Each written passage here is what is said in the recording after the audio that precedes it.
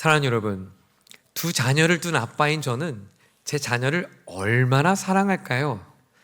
만일 부모된 여러분에게 누군가 당신은 당신의 자녀를 얼마나 사랑하세요? 라고 물어본다면 여러분 뭐라고 대답하시겠어요?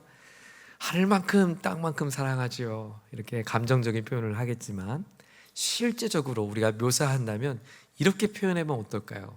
네, 저는요 제 자녀를 제 힘이 미치는 그때까지 사랑할 겁니다. 제 힘이 닿는 그 순간까지 저는 자녀를 사랑합니다. 여러분, 우리 주님은 우리를 얼마나 사랑하실까? 주님 우리를 사랑하실 때 주님도 당신의 힘이 미치는 데까지, 당신이 할 수 있는 그 순간까지 우리를 사랑할 것입니다. 오늘 요한은 그 주님이 우리를 사랑하는 그 사랑을 이렇게 묘사했습니다. 1절의 말씀을 같이 한번 보겠습니다. 1절 시작. 유월절 전에 예수께서 자기가 세상을 떠나 아버지께로 돌아가실 때가 이른 줄 아시고 세상에 있는 자기 사람들을 사랑하실 때 어떻게 해요? 끝까지 사랑하십니다. 아멘. 하나님은 어떤 분이십니까? 하나님은 전능하신 분이십니다. 저의 육신은요 한계가 있습니다. 제 힘과 능력은 한계가 있습니다. 제 힘이 미치는 데까지 사랑하지만 그 힘은 사실 한계가 있습니다. 그런데 우리 하나님은 전능하신 분이십니다. 천지를 창조하신 분이십니다. 그 주님의 전능하신 손으로 당신의 힘이 미치는 그 끝까지 사랑한다면 그 사랑은 어떤 사랑일까요? Fully loved, 완전한 사랑이죠. 완벽한 사랑입니다. 하나님 한 번도 나를 실망시킨 적 없으시고 언제나 공평과 은혜로 나를 지키셨네. 저는 요한복음 13장에서 예수님이 우리를 끝까지 사랑했다고 하는 그 성구에 이 노래가 생각이 납니다. 지나온 모든 세월들 돌아보아도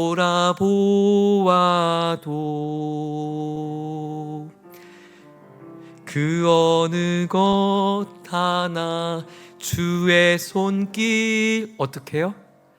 안 미친 곳 전혀 없네.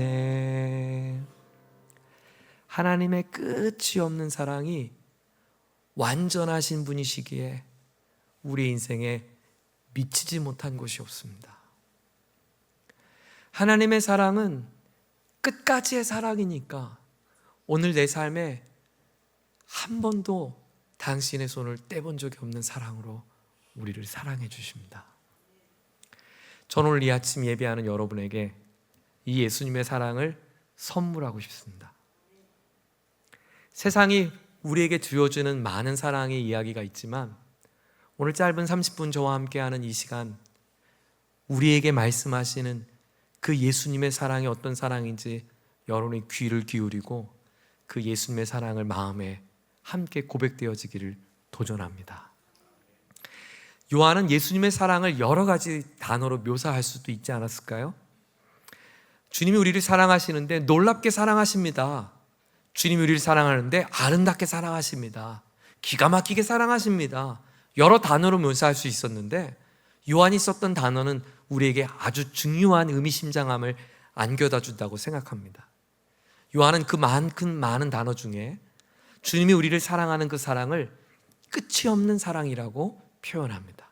다함이 없는 사랑. 왜 요한은 예수님의 사랑을 끝이 없다, 다함이 없다 그렇게 우리에게 설명한 것일까요? 예수님의 사랑은 어떤 사랑이래 도대체 그 끝이 없다고 우리에게 말씀하는 걸까요? 첫째로 예수님의 사랑은 조건 없는 사랑입니다. 조건 없이 베푸는 사랑이에요. 여러분 1절을 다시 한번 보세요. 1절은 이렇게 시작합니다. 시작.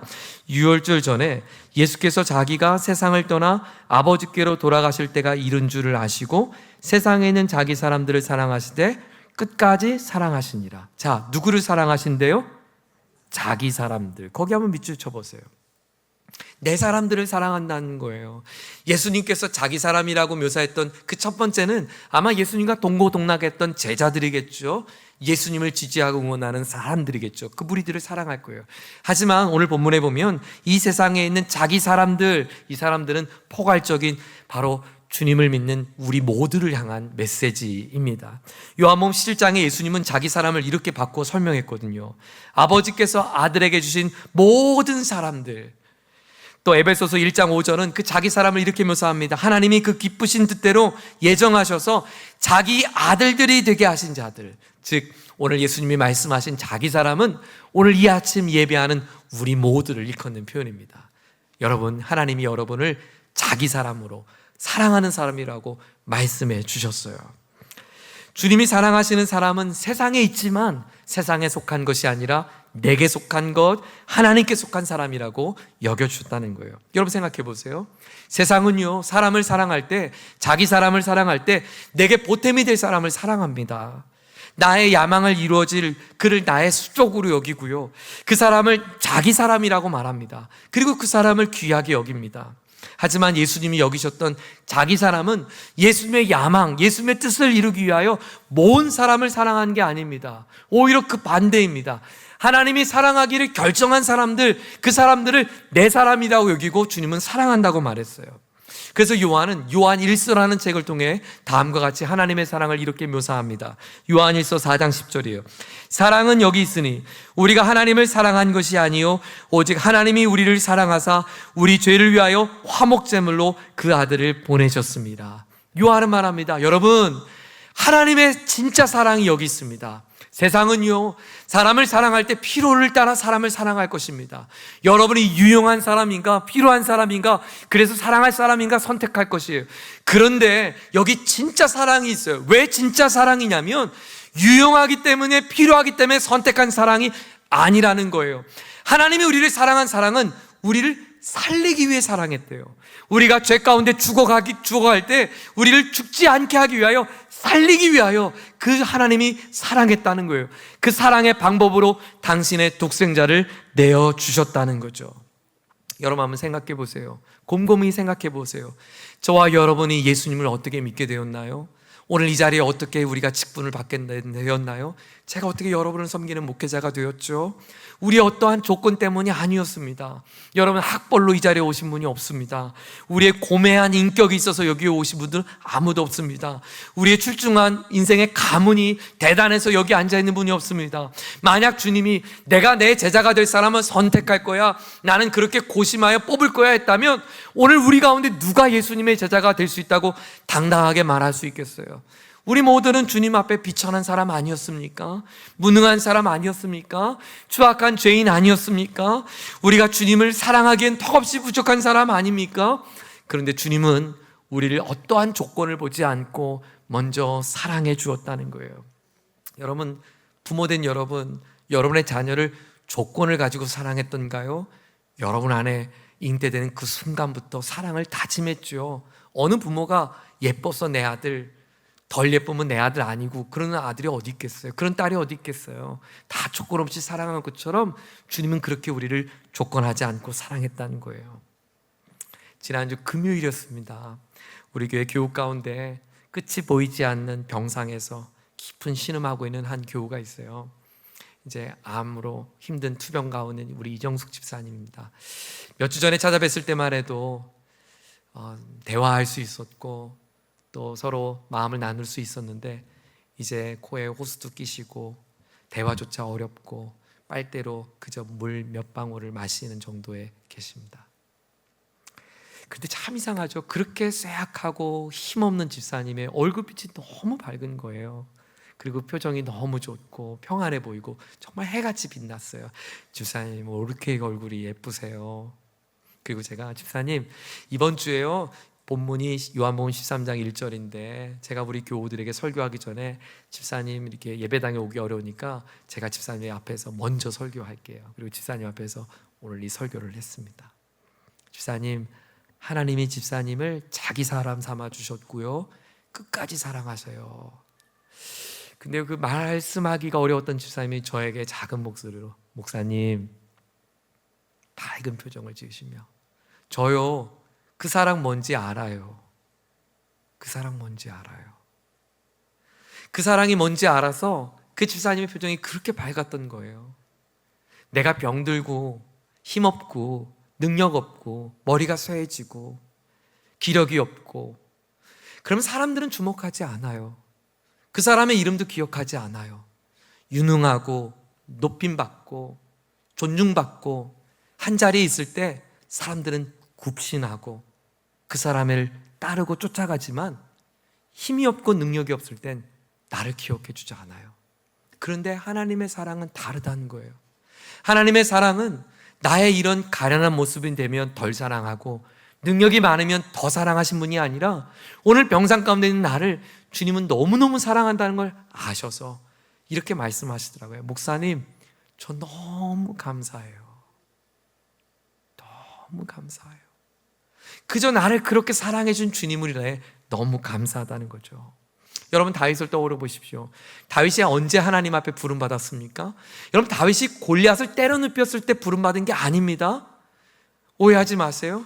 다윗이 하나님 앞에 부름받았던 것은 그가 아버지조차도 눈여겨보지 않았을 때, 주목되지 않았을 때, 형제들에게도 눈 띄어지지 않았을 때, 그저 볼품없는 목동의 무명의 사람이었을 때 하나님의 마음에는 다윗을 내 마음에 합한 사람으로 여기셨던 거예요. 다윗의 어떠함을 보고 합하다가 여긴 게 아니라 그냥 다윗을 내 마음에 쏙 들어라고 여기신 거예요. 그래서 사무엘을 보내셔서 그에게 기름 붓게 한 거예요.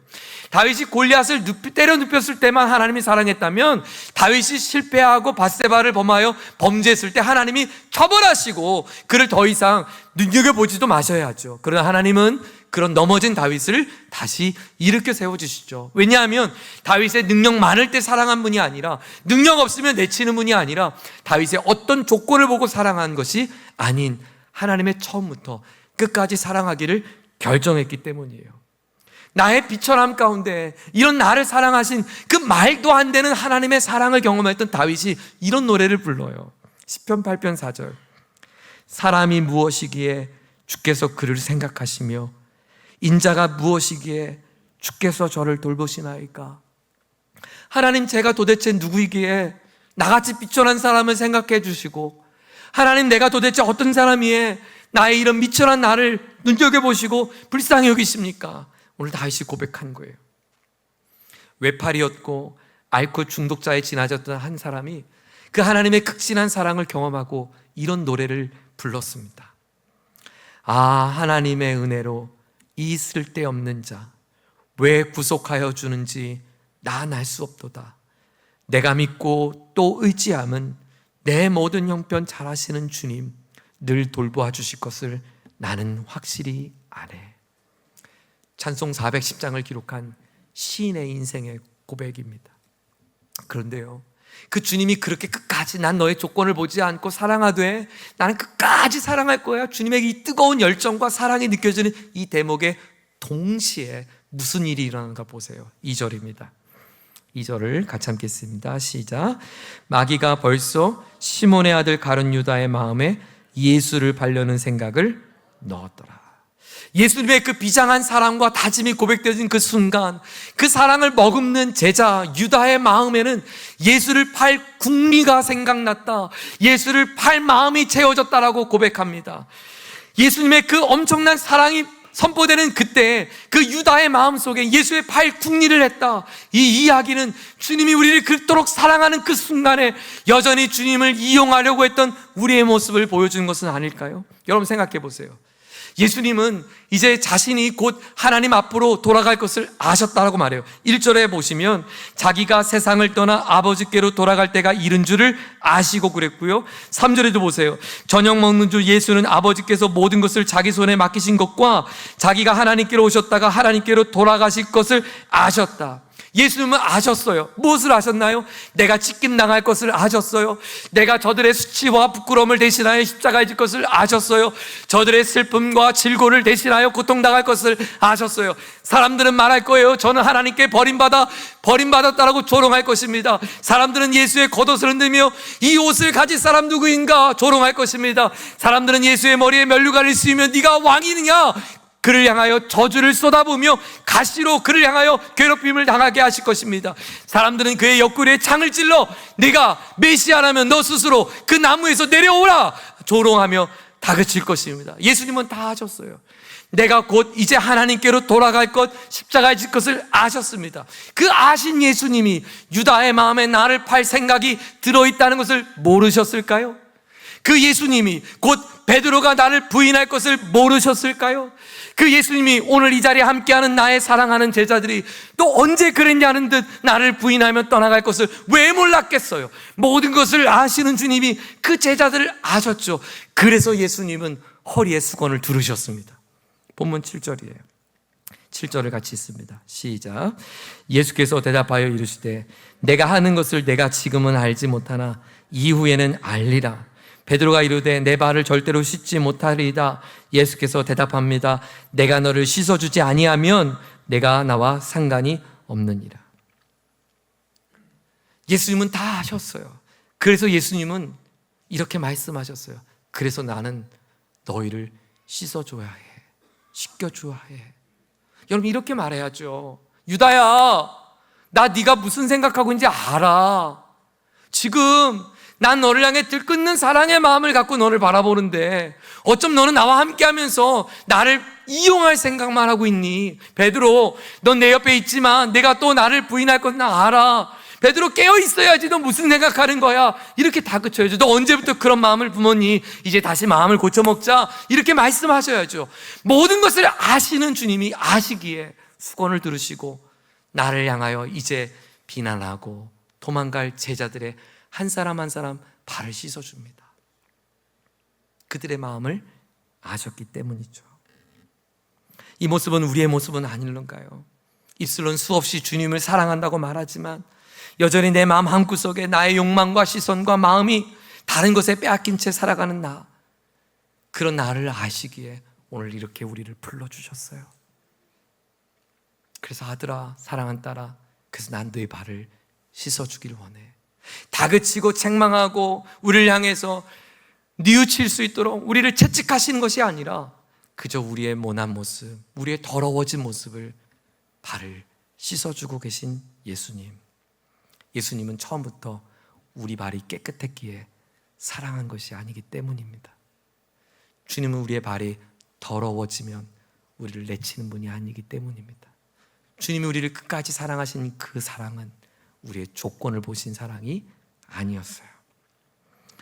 두 번째로 예수님의 사랑이 왜 끝없는 사랑이라고 말할 수 있을까요? 주님의 사랑은 끝까지 지속되는 사랑이기 때문이에요. 자, 1절을 다시 한번 보세요. 예수님이 아버지께로 돌아가실 때가 이른 줄을 아시고 그 자기 사람들을 사랑하시는데 끝까지 사랑하셨다고 그랬죠. 그런데 자기 사람들을 묘사하는데 앞에 한 단어가 있습니다. 세상에 있는 자기 사람. 거기 한번 밑줄을 쳐보세요. 세상에 있는. 요한복음의 특징인데요, 요한은 중요한 것을 강조하기 위해서 대조적인 단어를 사용했습니다. 가령 이런 거죠. 예수님의 진리를 강조하기 위해서 빛으로 묘사하는데 그 빛과 대조되는 어두움으로 묘사합니다. 그래서 어두움과 빛, 그래서 예수님은 진리, 이런 식으로 설명을 해요. 예수님께 다가온 사람들도 요한은 무명한 여인, 사마리아 여인, 이름도 없는 여인, 천한 여인, 손가락질 받는 여인, 남편 여러 명을 둔 여인, 불쌍한 여인. 그런데 예수님께로 온 또 하나의 남성, 바리새인, 존경받는 사람, 그리고 하나님의 말씀에 능숙한 사람, 니고데모. 이렇게 대조하면서 예수님의 당신이 진리임을 설명해줘요. 이게 요한이 즐겨 사용했던 거예요. 목자와 양, 밤과 낮, 뭐 이런 식으로 대조를 해요. 특별히 구원에 대한 이야기는 하늘, 그리고 심판의 대상을 세상이라고 했어요. 세상. 요한복음 9장 39절에 보면 예수님이 가라사대 내가 심판하러 이 세상에 왔으니, 세상은 심판의 대상이었어요. 요한복음 12장 31절도 이 세상에 심판이 이르렀으니, 그러니까 예수님께서 사용하신, 요한이 사용했던 이 세상이란 단어는 늘 심판의 대상이었어요. 그런데 보세요, 주님이 우리를 사랑하는데, 자기 사람을 사랑하는데 우리가 어디에 있대요? 이 심판의 자리에 있다는 거예요. 부패한 인간이 하나님을 등지고 떠난 이 땅에 사는 우리, 하나님을 대적하여 자기 마음대로 살아가며 죄가 관영하고 죽음이 지배하는 이 땅에 사는 우리, 예수 그리스도를 십자가에 못 박아 죽이고서도 양심의 가책을 받지 않는 포악한 이 땅을 사는 우리, 수고와 슬픔만이 존재하고 병든만이 존재하고 한평생 그렇게 살다가 한숨 짓고 눈물을 흘리며 떠나가야 되는 바로 이 땅을 딛고 살아간 우리, 그런 우리를 주님이 불쌍히 여기시고 사랑해 주신다는 거예요. 그래서 아더 핑크는 이런 유명한 말장난을 했어요. 하나님이 세상을 창조하셨지만 죄는 이 세상을 만들었다. 그러니까 하나님은 아름다운 세상을 만들었는데 죄가 이 세상에 들어와서 오늘 우리는 죄가 지배하는 이 세상을 딛고 살아간다, 이렇게 말을 했던 거예요. 그러므로 사랑하는 여러분, 하나님은 오늘 믿음의 백성들이 바로 이 죄가 관영한 이 땅을 딛고 살아가는 것이 얼마나 고단한 삶인지 알고 계세요. 얼마나 치열한지 알고 계세요. 하나님의 뜻을 이루며 사는 우리에겐 세상의 식과 세상의 방법으로 살아가는 이 세상의 사람들과 어울리며 살아가는 삶의 자리가 얼마나 고단한지 아세요? 내가 믿음으로 살아보려고 하지만 이 세상의 방법이 얼마나 거센 물결로 나를 유혹하는지 주님은 알고 계세요. 그 고단함을 가지고 이 아침에 오신 여러분 잘 오셨습니다. 주님은 우리를 사랑한다고 말합니다. 그 믿음으로 살아내라 애쓰고 수고한 여러분을 주님은 사랑해 주십니다. 그 피 흘리기까지 둯대를 향하여 믿음으로 살아가는 저와 여러분을 주님은 끝까지 사랑하시는 분인 줄 믿습니다. 지난 한 주간 이 캠퍼스에서요, 우리 청소년들과 어린이들을 섬기는, 우리 대학에서 섬기는 미랄 캠프가 진행되었어요. 저는요, 이 캠프를 뒤에서 이렇게 바라보면서 한 주간 동안 봉사하는 한 80여 명의 학생들이, 대학생들이 섬기는데요, 얼마나 귀한지 몰라요. 그들이 자원봉사로 대가가 하나도 없어요. 일주일 동안 강의실에서 쭈그리고 자면서 먹고 자고 하면서 청소년과 아이들을 섬기는데 목이 다 쉬었어요. 그런데 그 밝은 얼굴로 섬기는 아이들에게 제가 물어봤어요. 너 어떻게 섬기게 됐니? 목사님, 저는 아르바이트 제꼈어요. 그냥 아르바이트 제끼고 자기의 놀고 싶은 거 제끼고 오늘 여기에 봉사한 거예요. 얼마나 귀해요. 그래서 너무너무 귀하다. 너희들 몇 명이니? 80여 명이 넘는데요. 우리 교회가 그 아이들 고기 좀 사줬으면 좋겠어요. 근데 목금은 우리 어린이 캠프였거든요. 하루는 우리 캠프가 진행되는 점심시간에 저도 아이들과 같이 밥을 먹었습니다. 우리 어떠한 청년 선생님이 저한테 오더니, 목사님, 근데 점심 먹고 간식이 쭈쭈바였어요. 이 아이스크림 좀 녹여주세요. 갖고 꽝꽝 오니까 애기들이 못 먹으니까 저보고 녹여달래요. 막 여기다가 녹여달래요. 근데 제가 그 아이스크림을 녹여달라는 그 청년의 얼굴을 보면서 제가 눈물이 왈칵 쏟아지는 걸 억지로 참았어요. 여러분, 결혼도 안 한 이 30대 청년이 왜 자기는 호캉스 가고 싶지 않았겠어요? 그가 갖고 있는 이 휴가는요, 그가 열심히 땀 흘려서 직장에 며칠 주지 않은 그 휴가를 반납하고 아이들을 위해 섬긴 거예요. 그가 섬기는 1박 2일의 휴가의 시간은 칭얼거리는 아이들, 여러분의 아이들, 그 칭얼거리는 아이들을 들쳐매고 안고 우는 아이들을 끌어안고 기도 시간에 끌어안고 대신 여러분이 기도할 그 자리를 대신 끌어안아주고 울며 기도해주는 그 청년인 거예요. 그 청년이 인스타그램에 자기 친구들처럼 호캉스하며 멋있게 수영복 입으며 뿌이 찍으며 사진 찍고 싶은 일이 왜 그런 꿈을, 왜 그런 욕망이 없었겠어요? 왜 그럴 수 없었겠어요? 그러지 못해서 그렇게 살지 않은 게 아니죠. 내가 얼마든지 그렇게 할 수 있지만 하나님 나에게 교사로 주셔준 직분과 사명이 이 아이들을 충성스럽게 섬기고 싶은 그 마음 하나를 가지고 온 것 아닙니까? 그 얼어붙은 깡깡 얼어붙은 아이스크림을 먹지 못하는 아이들을 녹여주고 싶은 그 사랑의 마음을 가지고 온 것 아닙니까? 주님은 그 마음을 사랑한다는 거예요. 고맙다는 거예요. 내가 자기 사람들이 이 세상에 그 믿음으로 살아가는 것 주님 귀하게 여기세요. 여러분, 때로 믿음으로 살아간다는 거 어려운 거 알아요. 빠듯한 살림 속에 헌신하면 내가 손해보는 것 같고요, 내가 헌신하면요, 내가 이렇게 헌신 안 해도 잘 될 것 같고요, 내가 남들 희생하는 자리에 꼭 나도 해야 되나? 그럼 내가 바보 되는 것 같고요, 내가 억울한 자리에 내가 가야 되고요, 내가 희생당하는 자리에 서야 되고요, 직장생활에도 믿음으로 살면 얼마나 고단한지 몰라요. 잘못한 일 없어도 억울한 일 앞에 앞장서야 되고, 그럴 때 나를 위로해 주는 사람 없고 어디에 마음을 둘 곳 없는 그때 그 마음을 주님은 알고 있다는 거예요. 피투성이가 되고 내 몸이 만신창이가 되어서 이 땅에 딛고 살아가는 그리스도인의 삶을 주님은 너무나 잘 아셔서 이 세상에 있는 그 믿음으로 살아가는 내 딸, 내 아들을 나는 끝까지 사랑할 거야. 나는 이 세상에 나의 하나님의 나라의 그 이름을 위하여 사랑하는 내 사람들을 나는 끝까지 사랑할 거야. 주님이 그렇게 말씀한 거예요. 그런데 제가 이 말씀이 또 뒤집어 생각해 봤어요. 이 세상에 힘겹게 믿음으로 살아가는 그 백성들을 사랑하는 메시지도 되지만, 또 생각해 보니까 이 세상에 사는 우리들의 마음은 어때요? 우리는 이 세상을 동경하잖아요. 우리도 이 세상의 사람들의 풍요로움을 쫓아 살잖아요. 아니, 그거 아니라고 부인할 수 있는 사람이 누가 있겠어요? 우리도 더 좋은 집에서, 한 평이라도 더 괜찮은 집에서 살고 싶은 마음이 왜 없어요? 우리도 내 삶의 너그러움과 넉넉함으로 살고 싶은 마음이 왜 없어요? 아니, 목사님 저도요. 좀 더 나은 삶을 살고 영위하고 싶은 마음이 왜 없겠어요? 또 그런 내 자신이 거울에 비칠 때마다 얼마나 수치스럽고 부끄러운지 또 고개를 들을 수가 없어요. 아내 앞에도 부끄럽고. 그런데 주님은 그 세상에 살고 있는, 그래서 하나님의 백성으로 자기 사람들이 하나님께 속한 사람을 믿음으로 살아보지만 또 마음 한켠에는 세상을 동경하고, 또 마음 한켠에는 세상 사람들처럼 살고 싶고, 또 마음 한켠에는 나도 모르겠다 그렇게 세상에 한 발을 딛고 있는 우리의 형편없는 그때에도 우리를 사랑하신다는 거예요. 그게 얼마나 위로가 되는지 몰라요. 하나님은 제가 하나님 앞에 신실하게 온 마음과 뜻과 정성을 다하여 주님을 예배하는 그 순간에만 저를 사랑한 게 아니라, 무늬만 경건의 모양이 있고 경건의 능력을 잃어버리며 살아가는 만신창이가 되는 그 삶의 자리를 처한다 할지라도 주님은 나를 사랑해 주신다는 거예요. 교우 여러분, 이것이 우리에게 얼마나 위로가 되는지 몰라요. 여러분, 오늘 이 자리에 여러분과 제가 설 수 있는 건 주님의 사랑이 제한이 없었기 때문이에요. 뿐만 아니라 주님의 사랑이 끝이 없었기 때문이에요. 오늘 남모르는 자리에서 슬픔을 식히며 한숨 짓고 고통스러워하는 분이 있습니까?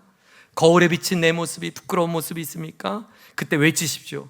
하나님은 나를 끝까지 사랑하신다고 했어. 나이 들어 머리는 하얗게 새고 힘이 빠지고 이젠 그렇게 존경하고 따르던 사람들도 하나둘 떠나가고 이젠 자식들 눈치 보며 남은 여생을 보내야 하는 우리 피곤한 인생의 부모님들, 그런 내 자신이 초라하고 느껴질 때 거울에 비친 나를 향해 이렇게 외치십시오. 하나님은 나를 끝까지 사랑한다고 그랬어. 때로는 내가 갈등하고 넘어져서 믿음의 한 손을 놓고 다른 곳으로 세상을 부여잡고 있는 나의 모습이 초라하다고 느껴질 때 그때 외치세요. 그래도 하나님은 나를 끝까지 사랑한다고 그랬어. 로마서 8장 35절의 위대한 고백을 들어보십시오. 누가 우리를 그리스도의 사랑에서 끊으리요?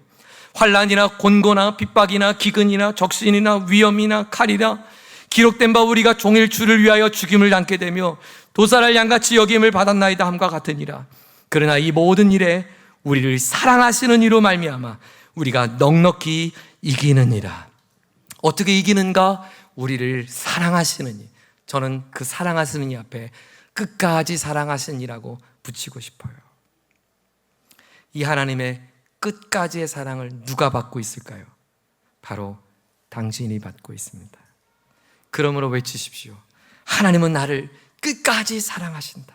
어떠한 실패의 자리에 있을 때라도, 어떤 절망의 순간이 찾아올 때라도 여러분 외치십시오. 하나님은 나를 끝까지 사랑하신다. 병들어서 내 몸이 목소리조차 나오지 않는 그때라도 여러분 믿으십시오. 하나님은 우리를 끝까지 사랑해 주십니다. 그 사랑이 필요한 분이 있습니까? 그 절망의 자리에 있는 사람이 있습니까? 그 사람에게 말해 주십시오. 하나님이 당신을 끝까지 사랑해 주십니다. 기도하겠습니다.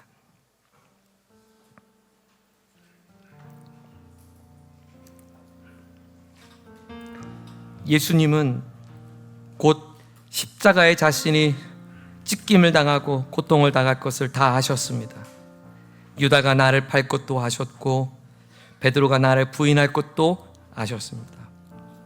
그리고 믿음으로 산다 하지만 여전히 허점투성인 우리의 모습도 주님은 아십니다. 우리에게 주어진 삶의 속에서 주님은 나는 그래도 너를 끝까지 사랑해.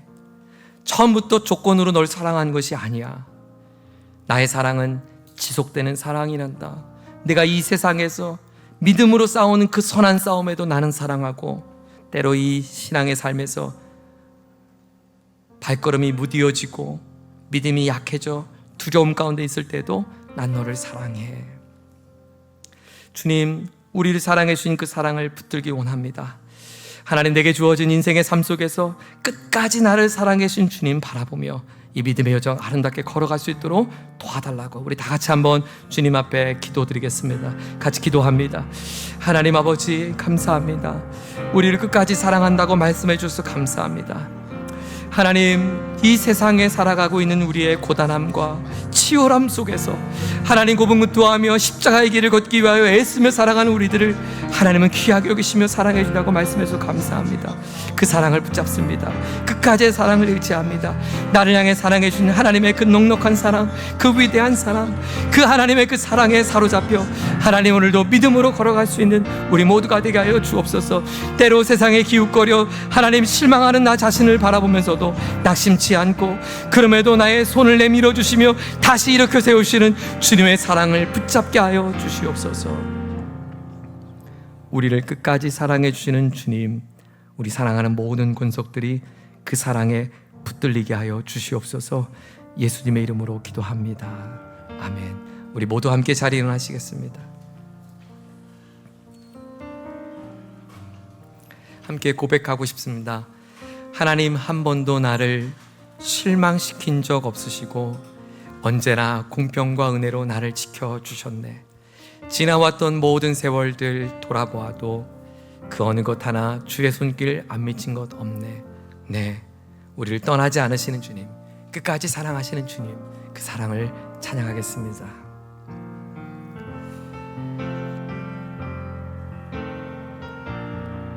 하나님, 한 번도 나를 실망시킨 적 없으시고 언제나 공평과 은혜로 나를 지키셨네. 나를 지키셨네. 지나왔던 모든 세월들, 지나온 모든 세월들 돌아보아도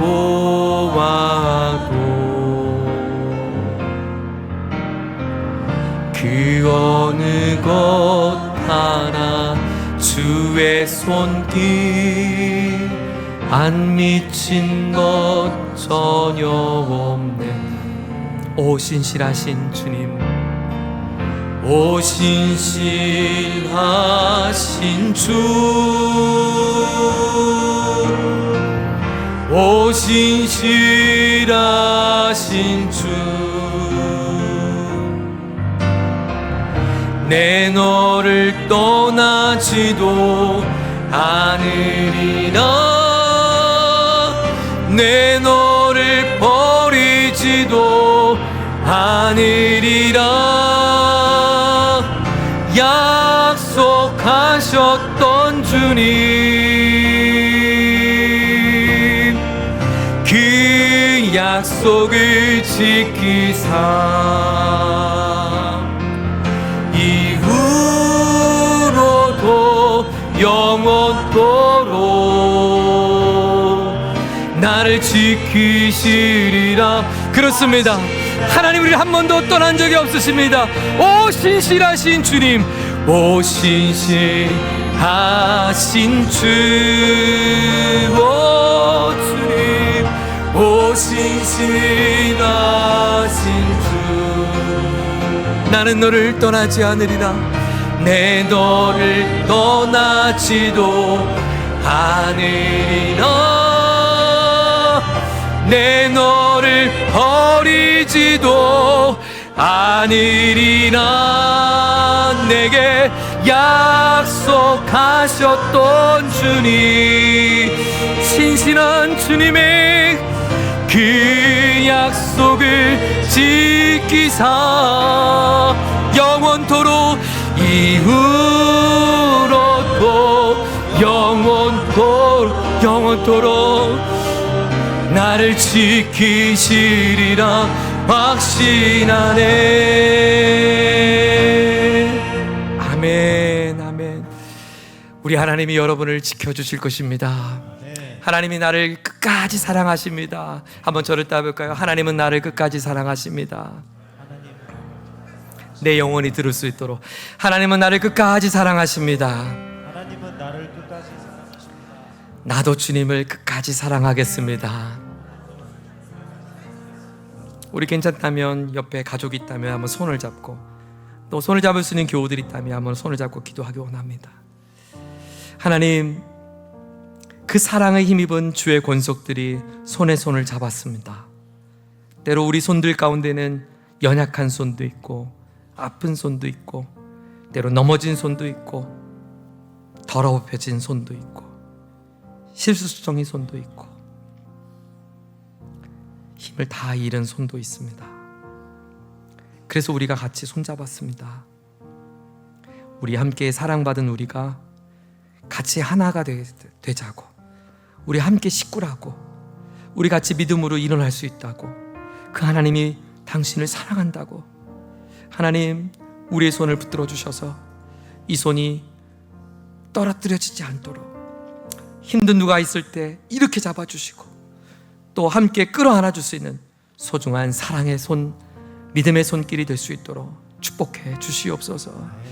주 예수 그리스도의 크신 은혜와 하나님의 끝없는 사랑과 성령 하나님의 함께 하신 은혜가, 나를 사랑하시는 주님의 사랑에, 주님 저도 주님 사랑합니다, 이 믿음의 고백으로 우리에게 보내신 이 세상에서 하나님의 자기 사람으로 살아가기를, 승리로 살아가기를, 믿음으로 살아가기를 다짐하는 우리 모두에게 이제부터 영원까지 함께하여 주옵시기를 존귀하신 예수님의 이름으로 간절히 축원합나이다. 아멘.